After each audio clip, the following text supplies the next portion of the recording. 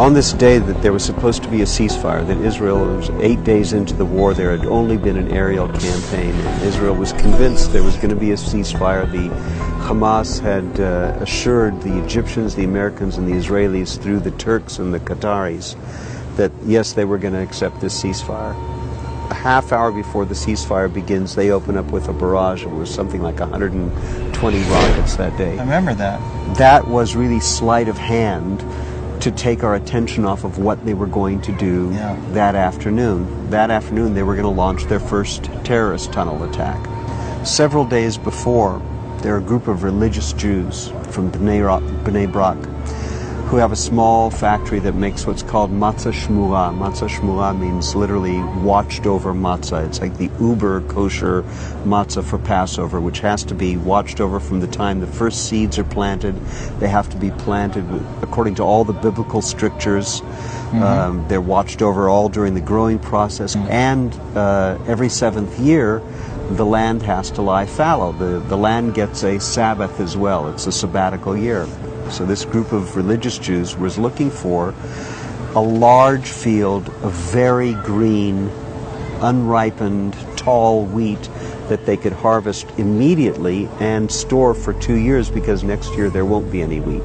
They look all over Israel. They can't find anything that meets their needs. Finally, down in an area called Otef Azah, which is like the envelope of Gaza, right on the border, they find acres and acres of a wonderful field, 5 feet tall, super green wheat, planted according to all the biblical strictures. And they go to the farmers and they say, we want to make a deal to harvest all of it right now.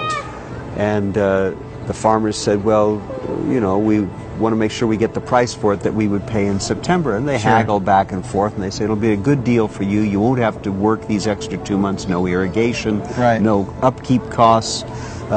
Just the expense of growing it, they won't be out. And you won't have to sell it piecemeal. We'll take the entire crop. You won't have to sell a little here and a little there, but we must harvest today, because every day that goes by, we're losing the ability to store it for 2 years. We want it at its greenest state.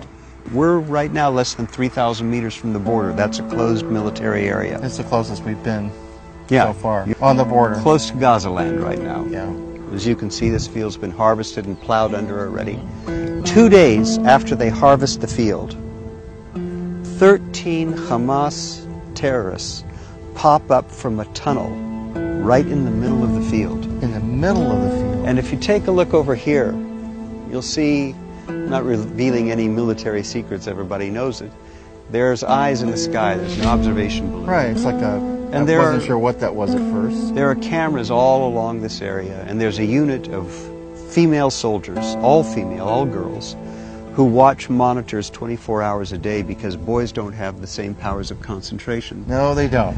When they popped up, as they come up out of the tunnel, they do a ninja somersault and then look around going, where the heck's the wheat field? This was supposed to be our camouflage. Yeah, it's amazing. Instead of being invisible, they're now visible to everything. They're totally exposed. A 19-year-old girl sees them. She immediately sounds the alarm. There's an aerial asset that engages them, hits them with a missile. We have a special ready response team that engaged them within 90 seconds. Half the terrorists were killed. The other half of the terrorists were driven back down into the tunnel.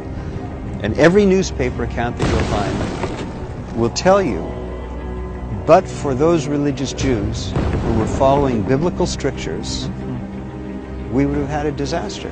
I was in one.